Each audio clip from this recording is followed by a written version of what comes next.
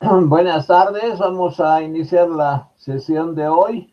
Espero que me escuchen claramente. Voy a compartir la presentación anterior donde nos quedamos. Espero que estén viendo filosofía política, fundamentos del marxismo, eso dice.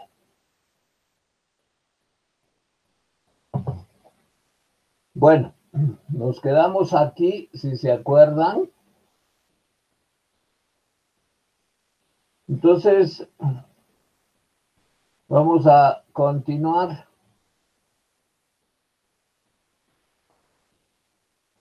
La exposición sobre la filosofía marxista y particularmente sobre el pensamiento político de Marx.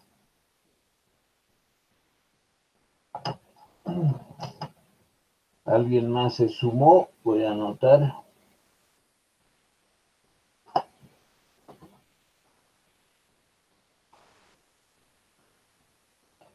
Bueno, antes de continuar, quería hablar un momento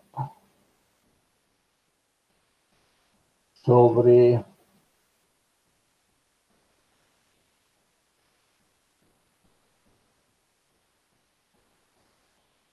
la presentación del segundo trabajo, que como saben va a ser dentro de una semana. Dentro de una semana tenemos la presentación del segundo trabajo, la segunda monografía, y ya hemos decidido también las exposiciones. Dentro de una semana hay la exposición de Saúl, que tiene grupo con Ismael Soria. Entonces tenemos esa exposición en una semana. La próxima clase, el miércoles, yo terminaría la parte de Marx. Bueno, entonces, eso quería hacerles recuerdo. Y no se olviden también de escribir correctamente el título de su trabajo. La segunda monografía es Comparación entre la filosofía política del autor que ya trabajaron y y la filosofía política del autor que están trabajando, que han escogido, y que aparte de exponer sus principales ideas filosófico-políticas, ustedes van a comparar esas ideas con lo que ya expusieron, ya hablamos, ya profundizamos, de manera que tengan un texto adecuado y con buen nivel académico de interpretación, análisis y desarrollo. Bien, vamos a empezar entonces a hablar de la concepción dialéctica. Esa concepción, como hemos visto, se ha desarrollado en el contexto del idealismo y la ilustración alemana, particularmente gracias a la filosofía de Fichte, que establece los conceptos de tesis, antítesis y síntesis. Pero es Hegel quien la extrema, es decir, lleva la dialéctica a un plano ontológico, o dicho de otra forma, la realidad es dialéctica. La realidad existe y se desenvuelve de manera dialéctica. Y él efectivamente desarrolla una concepción en que la realidad tendría tres grandes momentos, que son un gran momento de la tesis, otro momento de la antítesis y otro momento de la síntesis. Si me esperan un momento, voy a poner una diapositiva, voy a dejar de compartir esta y voy a poner otra. Un momento, por favor.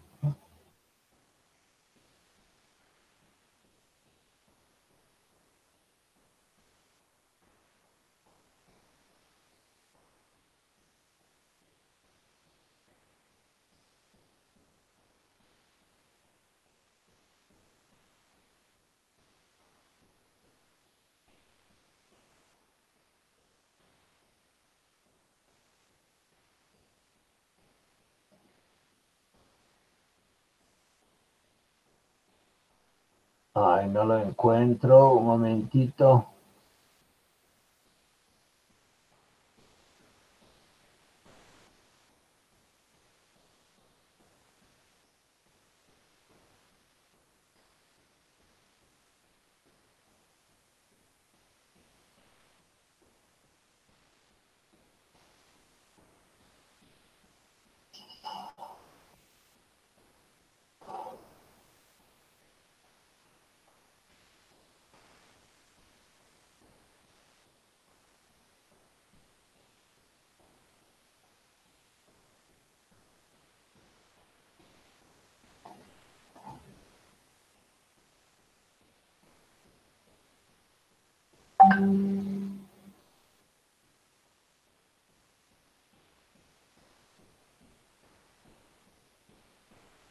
Creo que alguien se está uniendo. No, perdón un momento. No aparece.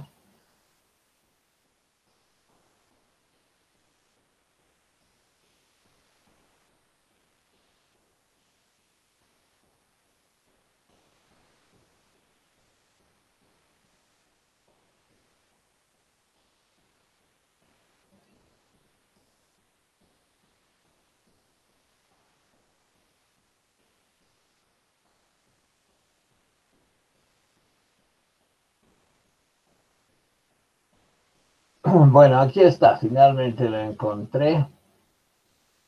Y lo voy a compartir. Tiene algunos diagramas y particularmente me interesa uno.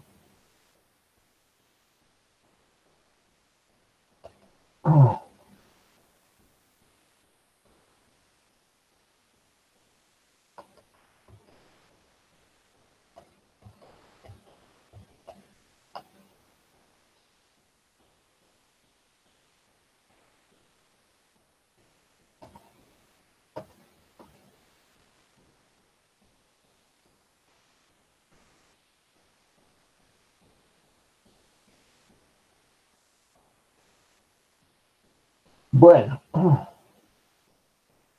en este momento entonces estoy compartiendo, espero que vean el gráfico que les estoy mostrando y que dice la idea. Bueno, ¿qué significa esto? Les decía que Hegel hace de la dialéctica un contenido ontológico, es decir, la realidad es dialéctica. Y aquí en estos tres círculos que ven ustedes, pueden apreciar los tres grandes momentos de la idea. ¿Qué es la idea? Es la realidad en su más amplio sentido, es decir, la realidad, por ejemplo, natural, todos los procesos naturales, el universo, los planetas, todo lo que nos rodea y que es parte de la naturaleza es también expresión de la idea. Pero no solamente eso, sino también lo social, diríamos. o lo que llama el espíritu. Entonces, hay otra dimensión de la idea que no es solo la naturaleza, sino también la vida social, la vida del espíritu, sea individualmente o sea colectivamente. Entonces, la idea tiene expresiones, manifestaciones o desenvolvimiento de sí misma, dando lugar a la naturaleza, al espíritu. Y también hay un mundo, por decir así, lo que en alguna parte llama el mundo de las sombras, donde la idea existe de forma abstracta, de forma, diríamos, lógica. Es el primer momento. Entonces, la realidad en sentido amplio, metafísicamente hablando, incluye tres grandes momentos. El momento de logos, el momento de la naturaleza y el momento del espíritu. Y todo el proceso que lleva a constituir estos momentos son una supertriada. Es decir, habría una triada dialéctica estructural de la realidad que permite constituir, cristalizar, por decir así, el mundo de logos, explicitar el mundo de logos, y de esa explicitación lógica, abstracta, racional de la propia idea es que surge como una enajenación del mismo mundo de la lógica, la naturaleza.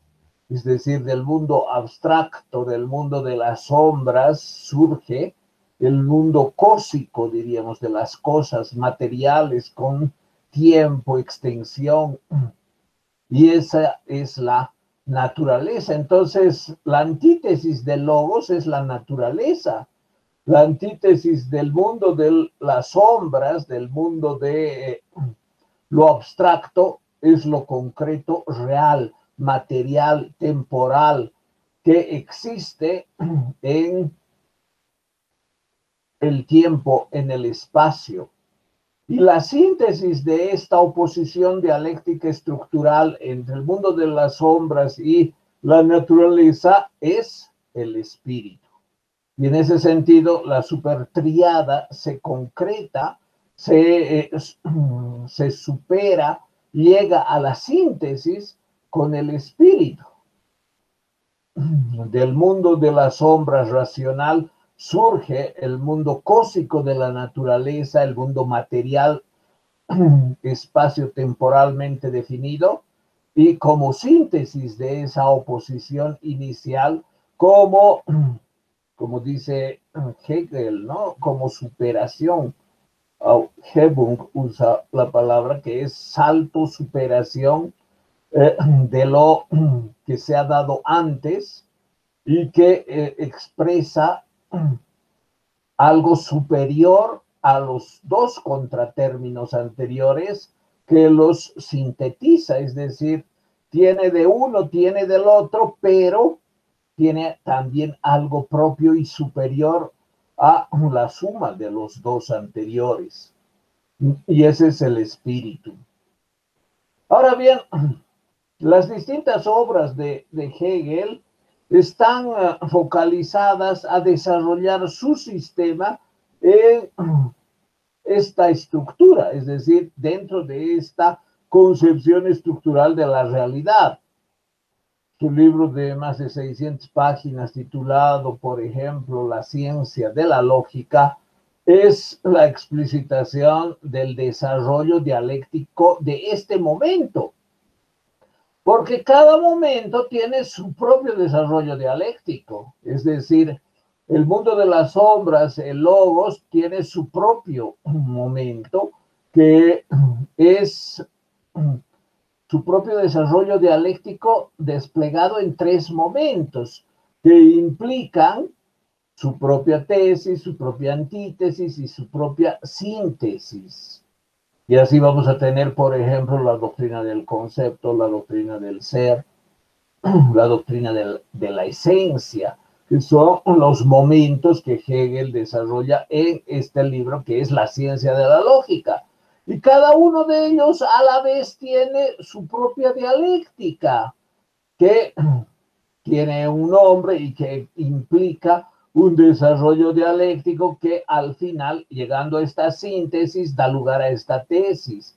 Pero explicitada esta tesis con la dialéctica de la antítesis, que supone también su propio proceso dialéctico, tenemos la síntesis, la antítesis de este momento, de lo cual surge la síntesis de esta oposición, pero también como desarrollo de su propia dialéctica.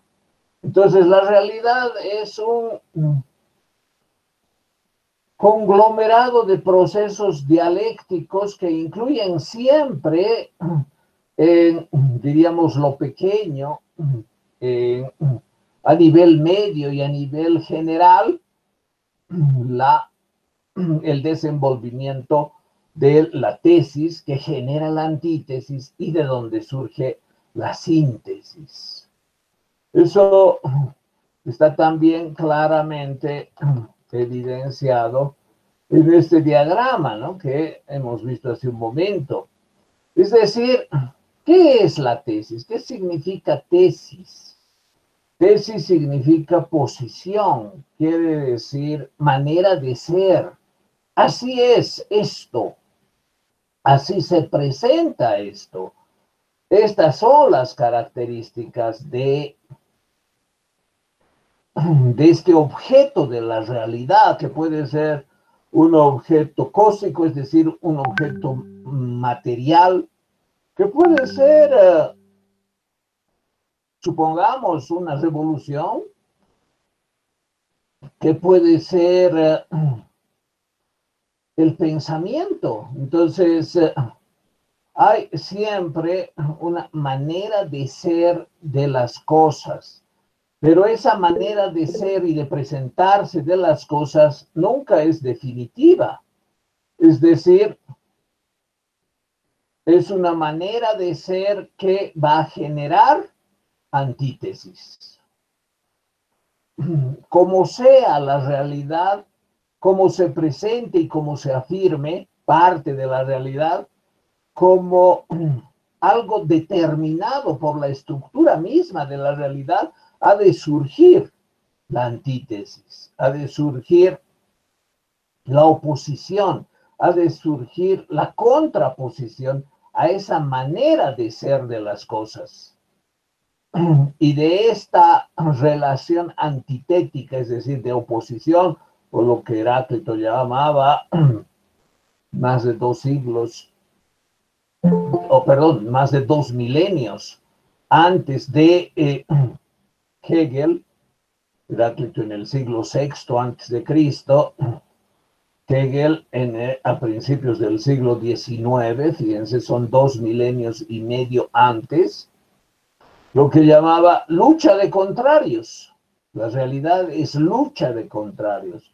Lo que es genera la antítesis y esa contraposición da lugar a la lucha entre una manera de ser de las cosas y la manera contraria, contrapuesta, el antitérmino que se opone al término inicial, la antítesis que se opone a la tesis inicial. Y eso sucede en todos los momentos, es decir, en el reino del pensamiento, de la lógica y el mundo de las sombras, en el reino, por decir así, o el momento de la naturaleza, por ejemplo, entre los animales, y también en el mundo social, en el mundo histórico, en el mundo en el que hay la participación del hombre, del ser humano. Todo implica lucha, nada es definitivo, nada es estable indefinidamente, aunque demore, la antítesis ha de surgir siempre. Y la lucha de contrarios se va a producir también. Y indefectiblemente, es decir, siempre ha de pasar eso en cualquier momento del transcurso del tiempo e inclusive en el reino de lo abstracto. Bueno, de esa lucha, de esa oposición, surge algo superior que aúna, que reúne, que supera a los dos términos. Tiene algo de ambos, pero también algo superior propio. Y esa es la síntesis. La síntesis es la superación de la lucha de los contrarios. Es la expresión de lo que resulta de esa oposición y lucha como algo superior. Y esa es la ley estructural de la realidad, que la realidad está en flujo, que el flujo supone lucha de contrarios y que de la oposición de los contrarios y del enfrentamiento de ellos surge una síntesis. Ahora bien, cuando surge algo como síntesis, eso no significa que ese sea el resultado final e indefinido, sino que esta síntesis se convierte a la vez en una nueva tesis. Se convierte en una manera de afirmar la realidad. Ahora la realidad es así, que es la síntesis afirmada como tal y constituida, por lo tanto, en una nueva afirmación de la realidad. Esta realidad ahora es así. Y siendo así, es una tesis y por la estructura de la realidad que supone el surgimiento de una antítesis, necesariamente se va a producir otra lucha de contrarios, otra oposición. Y por lo tanto, también de esa oposición ha de surgir una síntesis, es decir, algo que reúna las dos y que sea superior. Y así sucesivamente. La realidad es un encadenamiento dialéctico de procesos que dan lugar al surgimiento por enfrentamiento, por lucha, en este fluir de la propia realidad que se transforma diádicamente, es decir, se transforma por enfrentamiento, por surgimiento de oposiciones, en nuevas maneras de ser de la realidad, pero que tampoco son definitivas, sino son temporales. Estamos entonces frente a un proceso dialéctico que implica la transformación de la realidad y su constante superación hacia síntesis cada vez más altas, pero que nunca son definitivas y llegan siempre a constituir afirmaciones nuevas con contratérminos también nuevos. Esta concepción de la realidad, que es hegeliana, también es la concepción de Marx y Engels.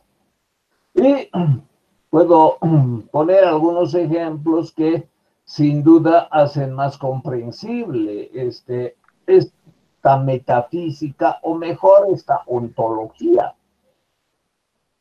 En primer lugar, hay que tener en cuenta que, como el mismo Marx señala, él y Engels habrían puesto de pie a Hegel. ¿Qué quiere decir esto? Que esta concepción de que la idea es el substrato de la realidad y que tendría tres momentos que son tres momentos estructurales, ¿no? El logos, la naturaleza y el espíritu, y cada uno de esos momentos tendría su propio proceso dialéctico y cada uno de esos momentos que constituyen el proceso dialéctico de esta supertriada también tendría su propia dialéctica y así sucesivamente. Aquí hay otros tres, y aquí otros tres, y aquí otros tres, y de cada uno de estos también hay otros, y así sucesivamente. En algunos casos la división y la estructura es bastante prolífica desde el punto de vista de lo que realiza Hegel. y los distintos libros que escribió tratan precisamente de estos momentos. Por ejemplo, les hablo de la ciencia de la lógica. Otro libro que es, por ejemplo, la fenomenología del espíritu, trata del espíritu y particularmente de uno de estos momentos. El espíritu tiene tres momentos, lo que llama el espíritu subjetivo, el espíritu objetivo y el espíritu absoluto. Y aquí dentro del espíritu absoluto tiene, por ejemplo, el arte, la religión y la filosofía. Y en el espíritu objetivo tiene también distintos momentos triádicos que constituyen el espíritu objetivo y lo mismo en el subjetivo. Y está aquí la fenomenología del espíritu como uno de esos momentos. Entonces, sus libros, por ejemplo, la filosofía del derecho, es parte del espíritu objetivo, uno de los momentos en que se desarrolla la triada dialéctica y da lugar a que aparezca precisamente el tema de lo jurídico y el tema de la filosofía del derecho, donde además está incluida la historia universal. Bueno, los libros entonces de Hegel y sus lecciones, por ejemplo, sus lecciones de estética, son parte de este momento. En el espíritu objetivo, en el espíritu absoluto, el momento del arte. Y sus lecciones sobre filosofía de la religión también aquí. Y sus lecciones sobre historia de la filosofía también aquí. Y sus lecciones de filosofía de la historia universal en una parte del espíritu objetivo. Entonces, sus libros y lecciones desarrollan lo que es su propio sistema. Por eso es un sistema en que la idea se habría desplegado con una enajenación inicial del mundo de las sombras al mundo de la naturaleza y una recuperación sustantiva de esa inicial enajenación en el mundo del espíritu. Y todo eso para Marx y Engels es bastante especulativo, pero en el núcleo de la filosofía hegeliana habría rastros y contenido correcto, verdadero, solo que invertido. ¿Cuál es el contenido invertido? Que todo es despliegue de la idea, de la concepción hegeliana, lo que fácilmente se puede asumir como despliegue de una concepción metafísica religiosa, es decir, Dios mismo sería la idea, y bueno, hasta los hombres seríamos parte de Dios, y los procesos históricos también serían. Esa es una lectura panteísta del sistema hegeliano. Hegel en verdad habla de una estructura de la realidad, de una estructura dialéctica, habla de un sustrato, una substancia se desplegaría en ese movimiento de la realidad que es la idea, y habla también de un proceso que llega a la síntesis de la síntesis de la síntesis de la síntesis de la síntesis de la síntesis. Como también aquí está la tesis de la tesis de la tesis de la tesis de la tesis de la tesis. Pero bueno, al margen de eso, el sustrato es idealista y es la idea. Y eso es lo que Marx y Engels no aceptan. En la medida en que ellos proclaman cualquier contenido filosófico, político o filosófico en general, como materialista, y hablar de la idea, y menos con el riesgo de ser entendida con contenido religioso, obviamente lo rechazan.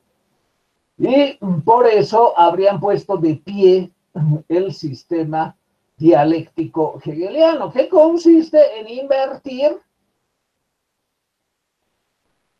el contenido de este sustrato cambiándolo por la materia. Entonces, no es que la materia existe primero como el mundo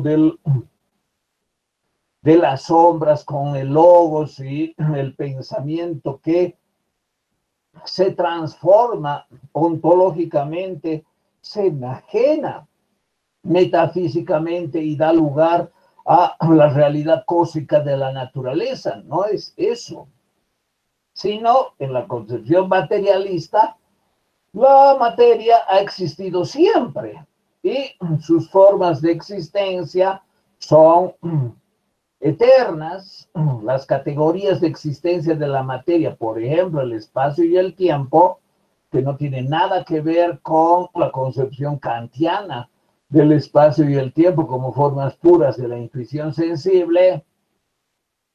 La materia y el espacio son las categorías de existencia de la materia y por lo tanto la materia ha existido siempre y es la materia la que se transforma, dando lugar finalmente a que aparezca el hombre y el hombre descubra, construya y elabore este mundo que no es ontológicamente primigenio, es el mundo de lo abstracto, el mundo de del pensamiento, el mundo de lo conceptual, pero eso como construcción del espíritu humano.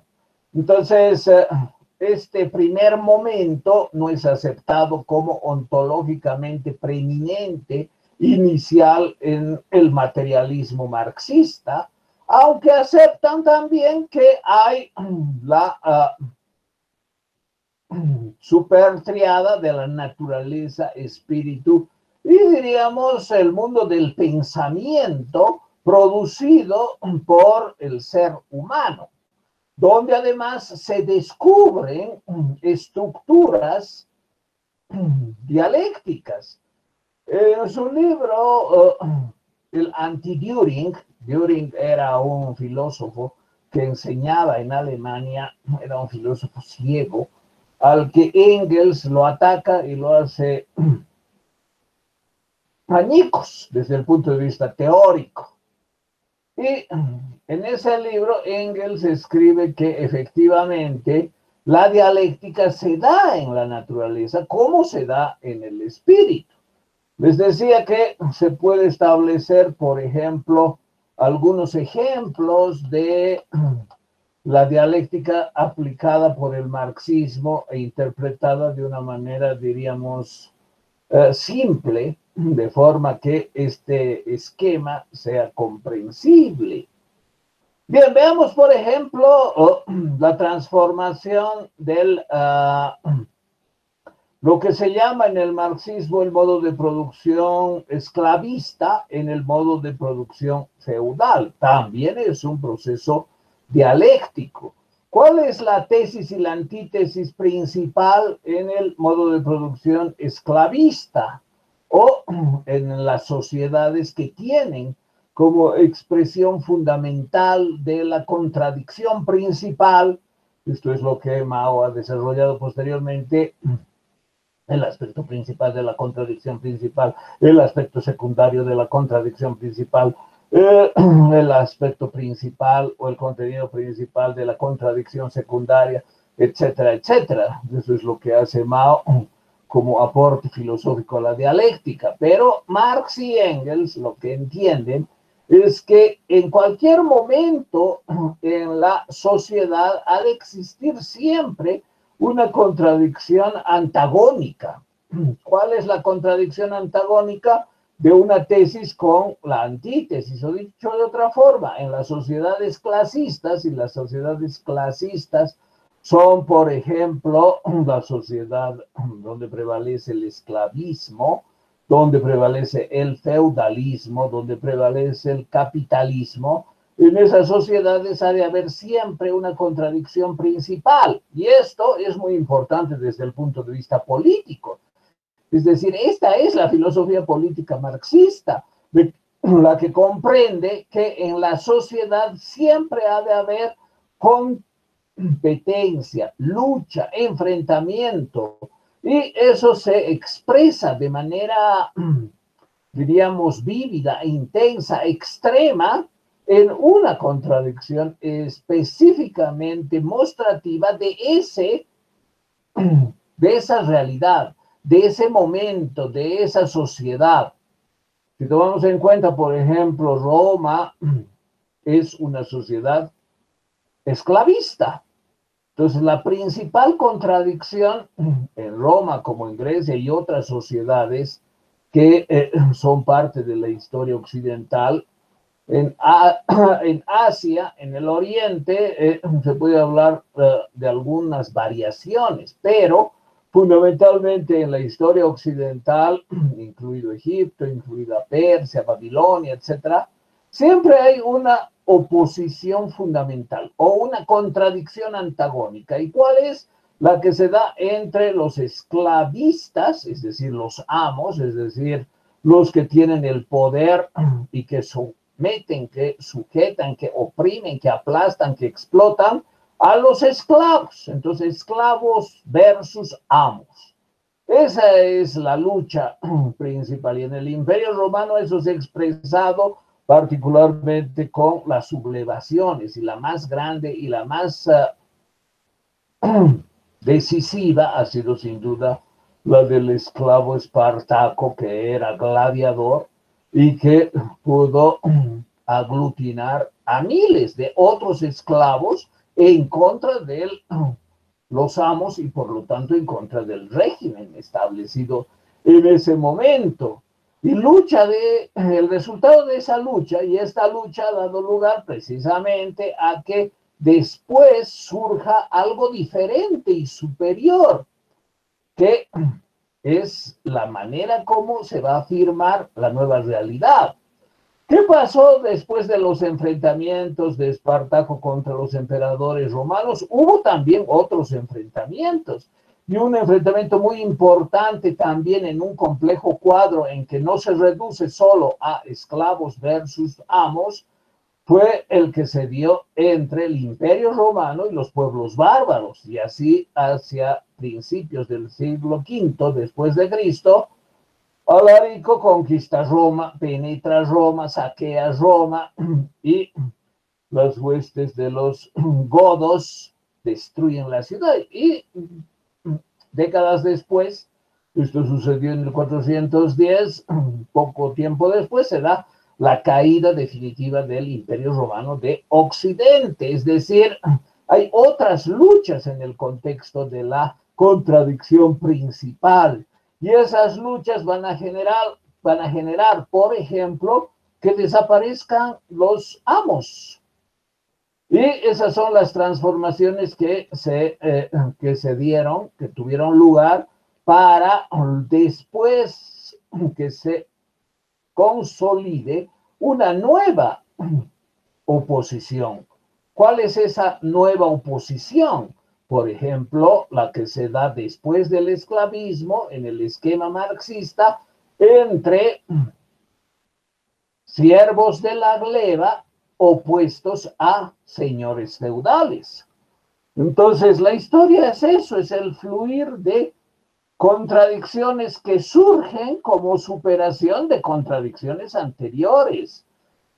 ¿Cómo aparecen, por ejemplo, los señores feudales? ¿Quiénes eran los señores feudales y qué relación tienen con los amos de la esclavitud? Eso es resultado de los procesos históricos. Los amos enfrentados a los esclavos, el Imperio Romano enfrentado a los pueblos bárbaros, deteriora efectivamente el poderío imperial romano, y eso con las invasiones bárbaras y el ejercicio cada vez más cruento de la violencia contra los esclavos, lo cual no puede ser indefinidamente progresivo, da lugar a que aparezcan algunos capitanes del ejército romano que se desvinculan del ejército y que con sus soldados, con su tropa, se retiran al campo, y en el campo, porque tenían armas, se hacen dueños de la tierra y haciéndose dueños de la tierra, someten a quienes estaban ahí en ese lugar desarmados y se constituyen progresivamente en los señores feudales, es decir, los dueños de la tierra, que además obligan a los pobladores a que construyan un castillo o una residencia más o menos lujosa, y además con el resto de ejército que tiene, ofrece protección a esos que antes eran pobladores, campesinos, que no estaban esclavizados, pero que se vuelven siervos de la tierra. Entonces surge una nueva contradicción, una nueva lucha entre contratérminos que da lugar a que después haya otra síntesis a partir de esta oposición, de esta contradicción, en cuadros relativamente complejos que incluyen otras contradicciones secundarias, otras contradicciones que son parte de ese escenario y que muestran efectivamente la lucha por el poder, sea económico, sea político, sea militar, o que vincula efectivamente este enfrentamiento en estos ámbitos. Entonces, fíjense, la concepción dialéctica entendida como lucha y superación, lucha de contrarios y superación de la contradicción, de la oposición entre los contratérminos, dando lugar a una síntesis, supone siempre que hay un proceso histórico, político, en el que la lucha por el poder marca los acontecimientos y marca el flujo de los acontecimientos que no acaban nunca. Es decir, que no hay un momento en que la lucha termina y hay una síntesis final. Aunque Hegel sí habla de esa síntesis final. Y el marxismo también habla de la síntesis final, la síntesis de la síntesis de la síntesis de todas las contradicciones anteriores superadas y encaminadas hacia esa síntesis última.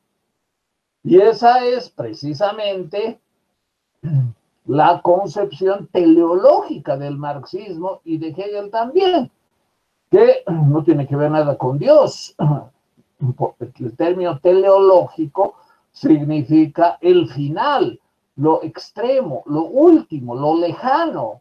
Es decir, habría un momento que sería el último resultado de un larguísimo proceso de enfrentamiento, de lucha, de superación y de flujo dialéctico.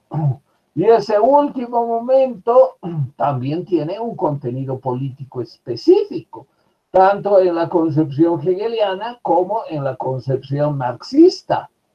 En la concepción marxista, en algunas partes de su obra, Hegel lo llama el reino de la libertad. Perdón, Marx lo llama el reino de la libertad. Se trataría de un momento en el que la humanidad ya habría alcanzado tal proceso de superación y lucha que se constituiría en el momento de la libertad, el reino de la libertad. ¿Y cómo lo define Marx a este reino de la libertad?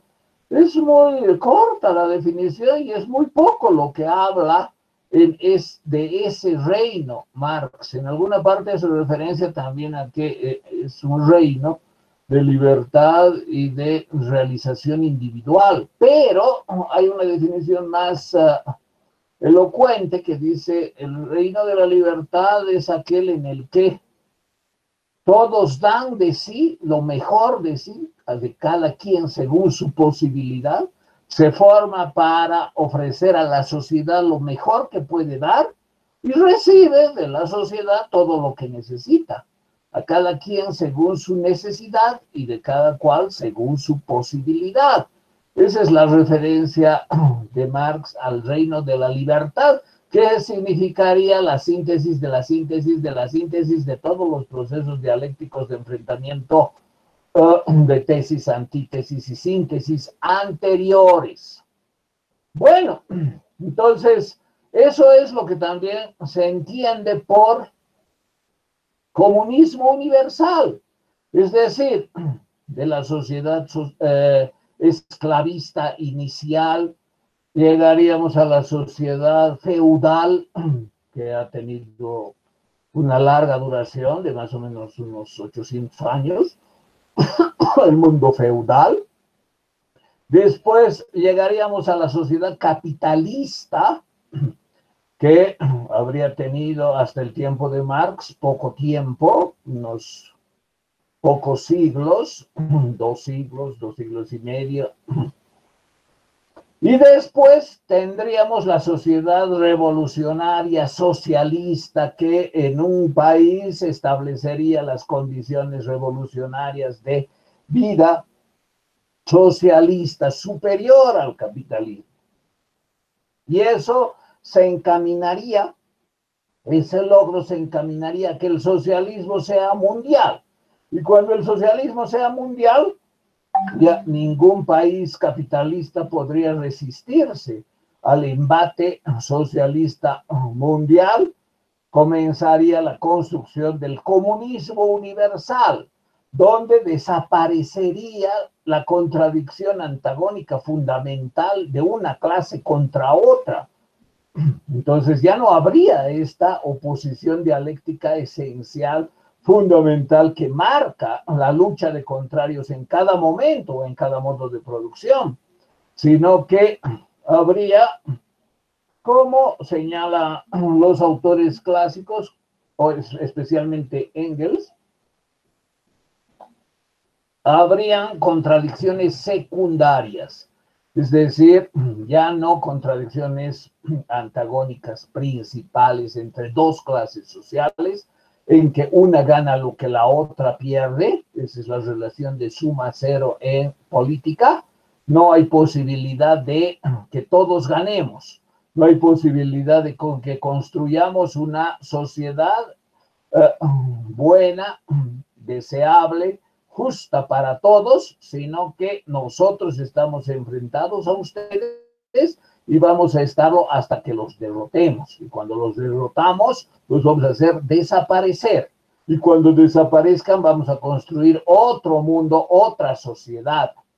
Entonces, esa concepción violenta de enfrentamiento dicotómico de dos clases sociales es lo que se llama relación de suma cero, es decir, al final no se puede sumar, solo hay que aplastar al enemigo. Y esa es la concepción política fundamental del marxismo, que hace referencia efectivamente a aplastar y eliminar al enemigo. Entonces, cuando se llegue al comunismo universal, ya no va a haber eso, porque la antítesis, especialmente el mundo burgués, la clase social burguesa, ha sido aplastada, ha sido eliminada, ha sido destruida, y solo prevalece el mundo de los obreros y de los burócratas del Partido Comunista, que dirigen la sociedad y la establecen según sus posibilidades y especialmente según sus intereses. Entonces, llega un momento en que ya no hay lucha de clases, lucha de contrarios, sino el momento en que prevalece un poder único en todo el mundo, y ese es el poder del comunismo universal. Voy a compartir ahora esto que estábamos viendo. Aquí, fíjense, está expresado lo que les he dicho. Y esto representa la lucha dialéctica, es decir, en el comunismo primitivo ha habido alguna lucha, pero no de clases. La lucha de clases propiamente tal comienza en el esclavismo, es decir, en ese modo de producción en el que aparece una clase con todo poder, que son los amos, y otra clase que lleva la peor parte, siendo la clase expoliada, explotada, En Roma al esclavo se lo tenía como propiedad animada del amo, es decir, es una cosa con vida, por decir así.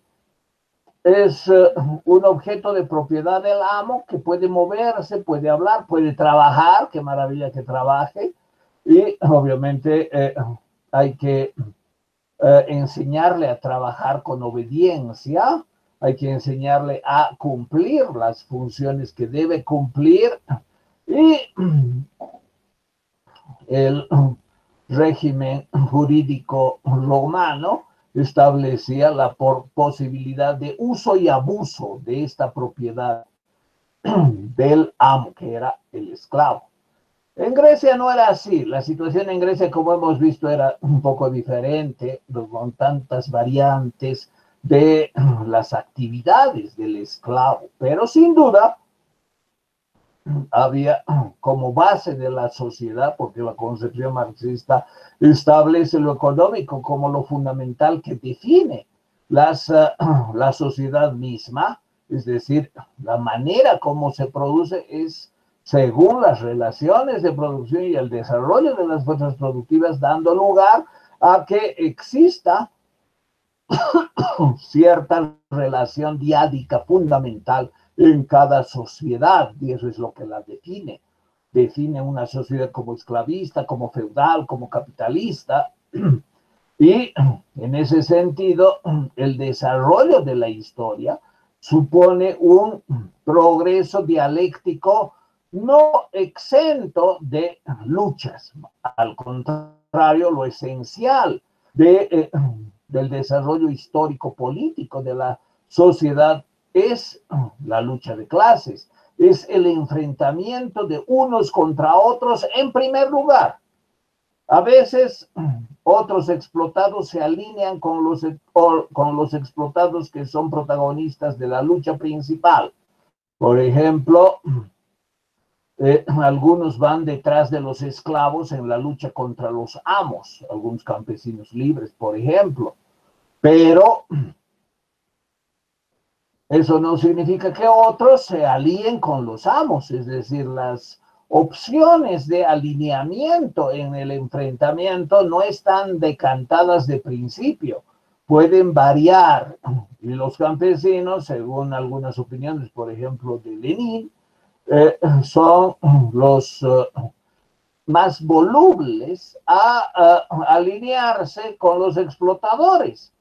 No por ser explotado y haya una clase que lidera la lucha de clases, otros explotados automática y mecánicamente se van a sumar a la lucha, quedando alineados de acuerdo con los explotados, es decir, siguiendo a quienes lideran la clase desde los explotados. También pueden pasarse al otro bando, por decir así. Entonces, Doctor, perdón que le interrumpa, la pantalla no está haciendo, solo hay una imagen inmovible.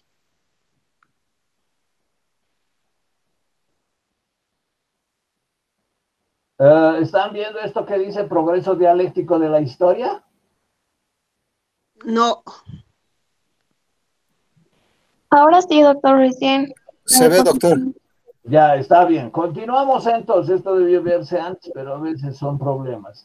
Les decía entonces que el desarrollo histórico, según la concepción dialéctica de Marx, implica momentos en que hay oposiciones. En el esclavismo, la lucha de amos contra esclavos. En el feudalismo, la lucha de siervos de la gleba contra señores feudales. En el capitalismo, la lucha de burgueses contra proletarios. Esas son las luchas de la oposición diádica fundamental, según la concepción dialéctica. Y esa oposición diádica da lugar a la contradicción principal de las clases que se relacionan según una interacción de suma cero, es decir, la relación de suma cero que implica que lo que una clase gana, la otra lo pierde. Entonces, en la historia ha habido este despliegue que muestra la concepción dialéctica materialista del marxismo, respecto del poder, respecto de la lucha de clases y respecto también del final.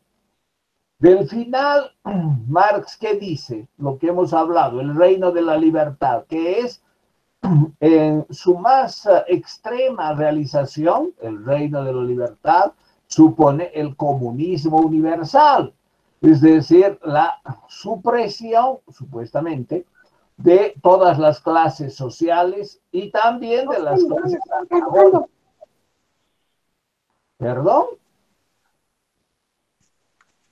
¿Alguien habló? Bueno, continúo.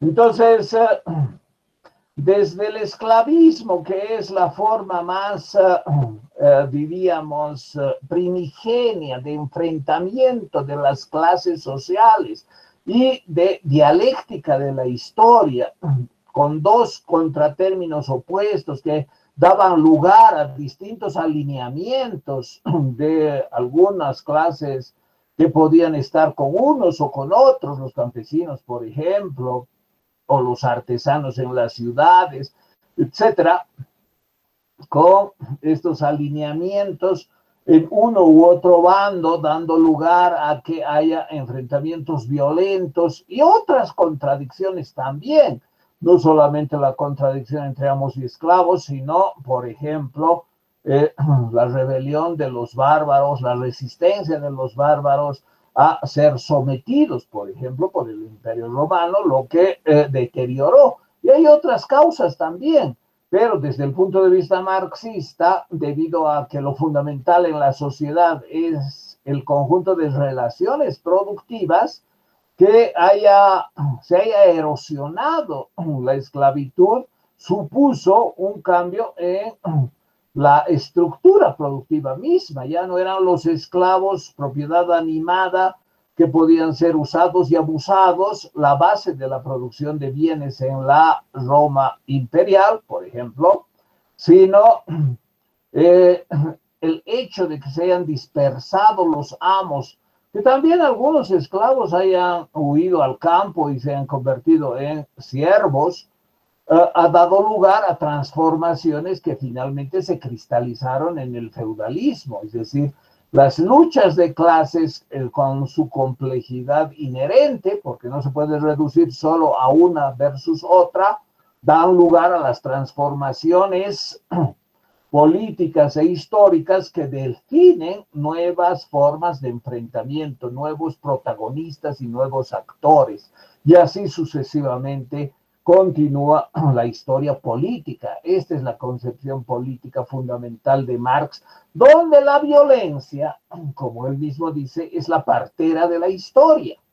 Es decir, gracias a la violencia y el enfrentamiento de la contradicción antagónica fundamental en un modo de producción, es que puede constituirse en un proceso relativamente rápido, no se necesita siglos de transformación, con procesos relativamente rápidos, los nuevos actores políticos y por lo tanto las nuevas clases que van a dar lugar al protagonismo, no solamente económico, fundamentalmente económico, pero también el protagonismo político y social. Entonces, desde el punto de vista de la dialéctica marxista, en el esclavismo se inauguraría la lucha de clases de forma virulenta, cruenta, hasta el socialismo. El socialismo supone, aquí hay algunas características, bueno, esto solamente vamos a tener en cuenta lo de aquí abajo. En el socialismo se tiene en cuenta que hay una violencia revolucionaria fundamental que da lugar a que las relaciones capitalistas cambien y la lucha de los obreros contra los proletarios, de los obreros contra los burgueses, la lucha del proletariado contra el sistema burgués de explotación capitalista cambia. Esa es la revolución proletaria, la revolución socialista, que termina aplastando, destruyendo y eliminando al enemigo, y el enemigo son los burgueses, la burguesía, y quienes por decir así, se enriquecen, quienes son los beneficiarios de ese sistema. Entonces hay violencia revolucionaria, hay momentos de tribulación, de violencia, de terror inclusive revolucionario, que da lugar al surgimiento del comunismo, primero en un solo país y después en el globo. Entonces este proceso significa uso de la violencia hasta llegar al comunismo universal. Y la transformación del capitalismo también supone ese uso de la violencia supuestamente con fines de transformación radical de las relaciones de producción, eliminando a la clase burguesa que se enriquece, que se apropia de la plusvalía y que da lugar a un régimen, a un sistema económico de explotación del proletariado. Bueno, si analizamos antes del esclavismo, hay lo que Marx y particularmente Engels, en su libro El origen de la familia, la propiedad privada y el Estado, señala respecto del comunismo primitivo. Y aquí habría también un proceso de transformación de la sociedad, de un momento en el que hay cierto romanticismo respecto de cómo habría sido inicialmente la vida en común. Sobre eso, Marx acepta la tesis de Darwin, en cuanto publicó Darwin su libro El origen de las especies por la vía de la selección natural, que es de 1859, si no me equivoco. Desde ese momento, ambos, Marx y Engels, fueron, por decir así, incondicionales seguidores de la teoría de la evolución y del darwinismo, es decir, la concepción de que provenimos de los monos y obviamente no hay ninguna ideología que exprese algo que tenga algún fundamento verdadero. Para Marx y Engels, la ideología crea cuentos, es decir, narraciones ficticias, imaginarias, como que Dios creó al hombre y la mujer y que los primeros estuvieron en el paraíso y cometieron el pecado original, etcétera, etcétera. Todas esas narraciones ficticias tienen por propósito, según Marx y Engels, tienen un propósito político. ¿Cuál es el propósito político? Inmovilizar a los explotados, haciendo su situación soportable y por lo tanto que siga prevaleciendo esa relación de sumisión, de sujeción al capital, por ejemplo. Entonces, una narración imaginaria y ficticia, por lo tanto ideológica, es la de la religión, que establece el pecado original, que establece un hombre, imagen y semejanza de Dios, que además es totalmente idealista y falso. Desde la concepción materialista, que ellos creen que es científica, está claro que Darwin tiene la razón, que existiría un eslabón perdido que habría que encontrar, que sería mitad hombre y mitad mono, y que nosotros provenimos de los monos. Es decir, desde el punto de vista materialista, habría un momento en que aparece el hombre evolucionando desde el mono. Hay un pequeño texto de Engels que titula La transformación del trabajo, la función del trabajo en la transformación del mono en hombre. Esa es una obra que desarrolla Engels y que es perfectamente congruente con la teoría evolucionista de Darwin, presentada a mediados del siglo XIX. Entonces, si tomamos en cuenta esa teoría, Marx y Engels piensan, asumiendo además una obra de un escritor norteamericano que se llama Lewis Morgan, el libro titulado La sociedad primitiva. En ese libro habla Lewis Morgan de 3 momentos de desarrollo de la humanidad, que son el salvajismo, la barbarie y la civilización. Y tomando en cuenta también las familias descritas en ese libro con una amplia base bibliográfica del siglo XIX, encontramos que otra expresión ideológica para inmovilizar y neutralizar las fuerzas revolucionarias, gracias a esta ideología muchas veces religiosa, ha sido la concepción de que la familia monogámica fue también creada por Dios. Es decir, la familia monogámica de padre, madre, hijos y los parientes que pueden estar alrededor ha existido siempre.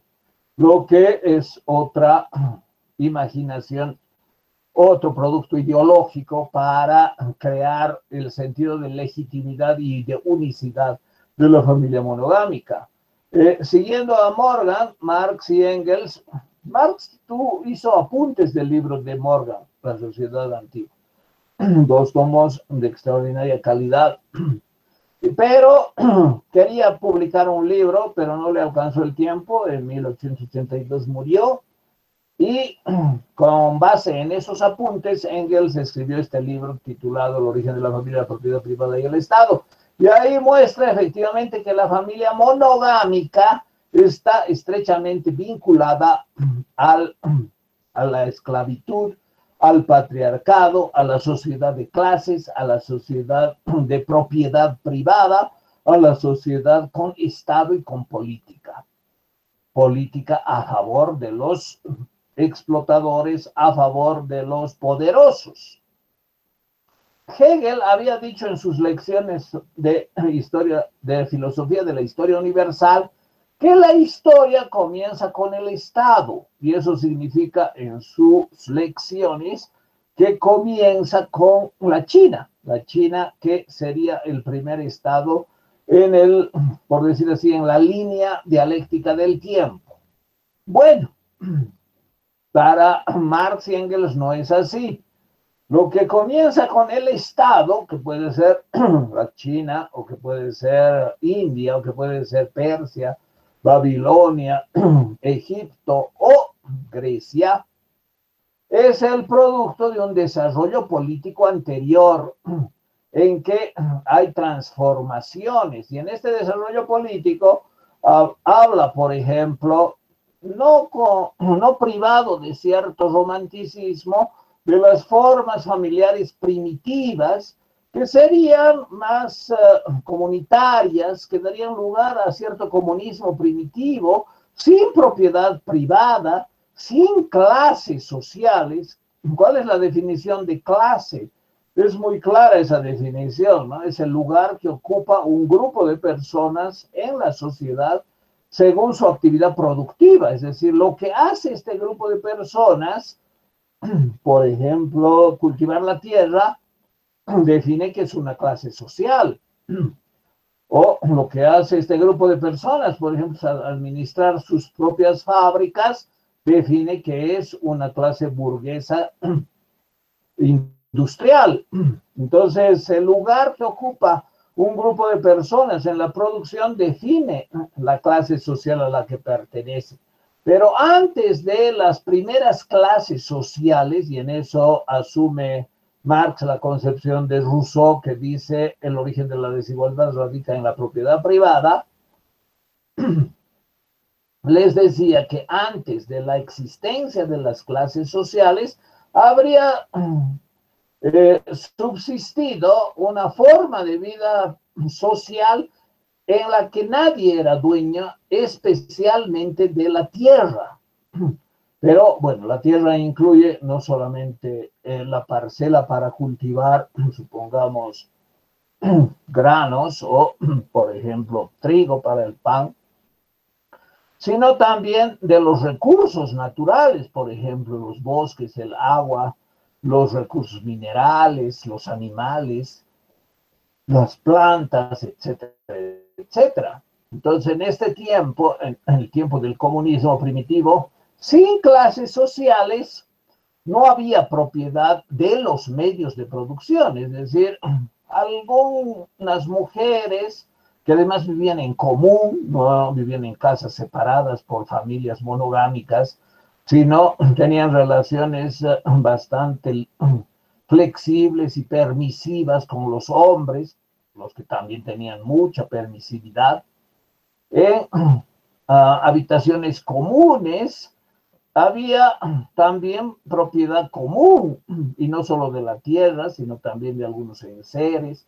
Entonces, el desarrollo de la humanidad en esta etapa, que incluye varias formas, desde la promiscuidad más animal, que también de alguna manera habría tenido el hombre, especialmente cuando se transformaba de mono en hombre, pasando por la familia consanguínea, punalúa, sindiásmica y monogámica finalmente, que son los 4 tipos de familias señalados por Louis Morgan, se notaría la imposición de restricciones sexuales para precautelar fundamentalmente el patriarcado. Es decir, el matriarcado primigenio se transformó en la última etapa de la familia sindiásmica y el principio de la familia monogámica, en el medio más adecuado para precautelar la riqueza transmitida del padre a los hijos, particularmente del padre al hijo mayor, como herencia. Y eso implicaba fundamentalmente la restricción sexual de la mujer principal, pudiendo el paterfamilias, por ejemplo, es decir, el padre tener otras relaciones, pero cuyos resultados, es decir, los hijos que nazcan de esas relaciones, no tengan derechos de sucesión.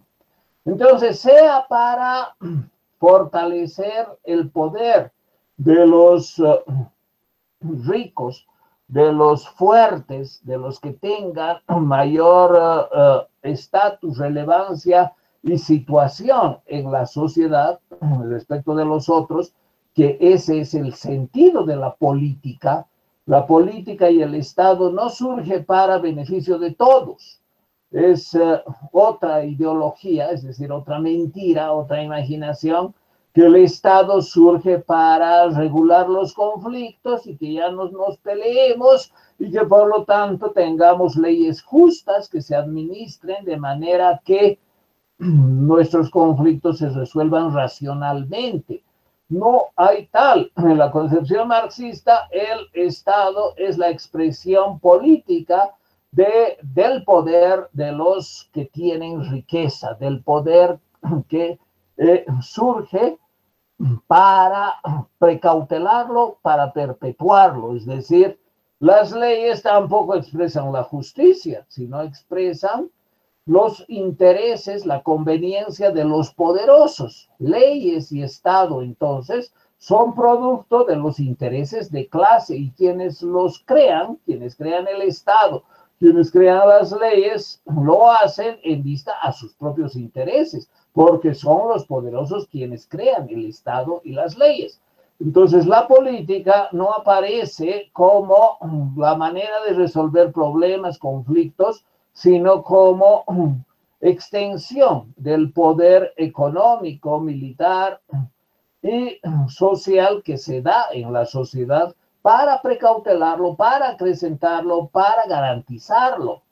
Y es por eso también que la propiedad privada es el origen de todo este proceso que termina en la cristalización política del Estado y de las leyes. Cuando aparecen, lo que dijo Rousseau, ¿no?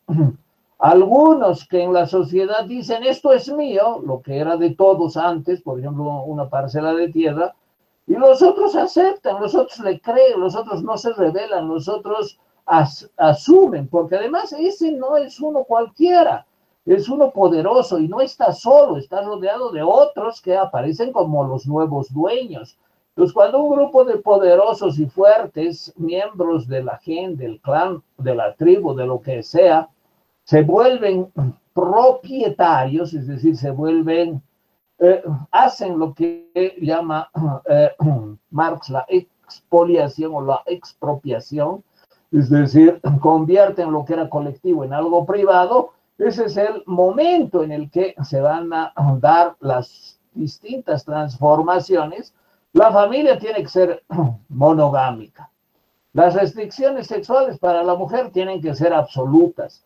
El matriarcado debe desaparecer y debe fortalecerse el patriarcado, y así sucesivamente hasta llegar a constituir una sociedad con leyes y con una estructura política llamada Estado, que es la que garantice el poder, el señorío de esas personas, de esos sujetos, de esos protagonistas que van a ser pronto los amos de las sociedades esclavistas.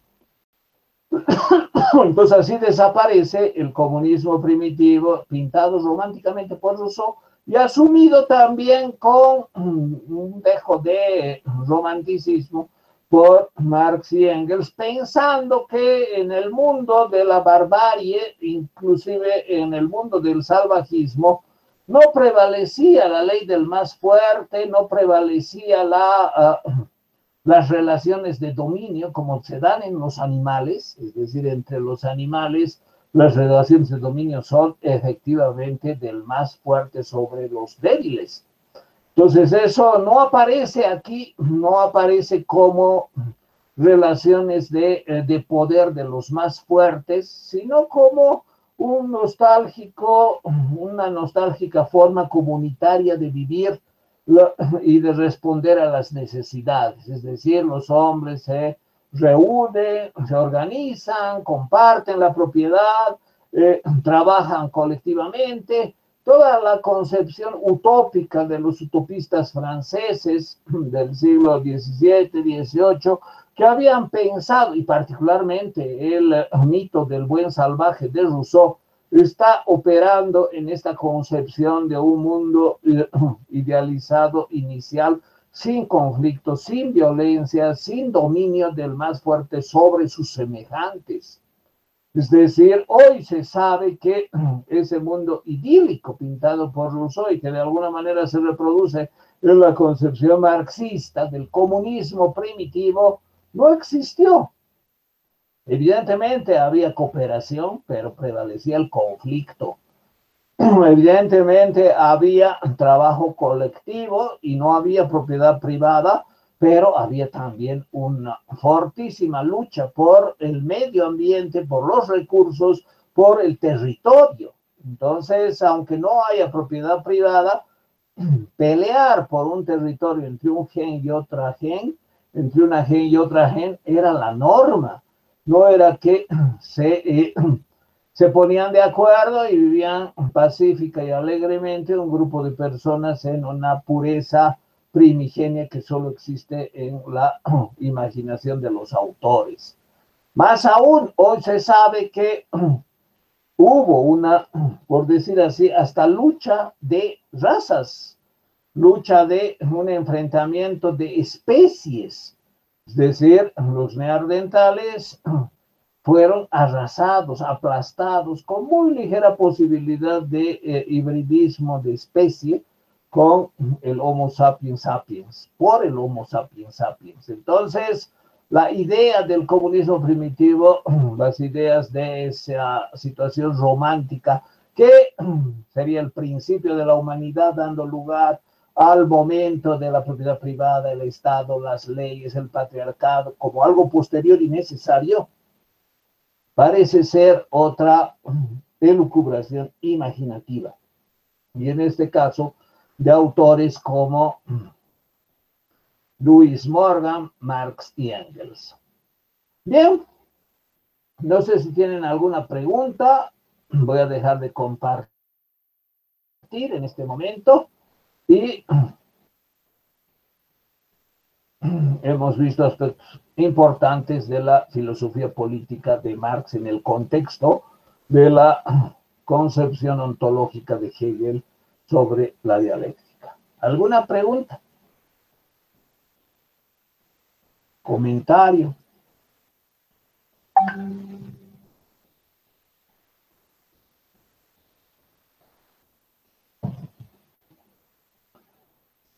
Bien,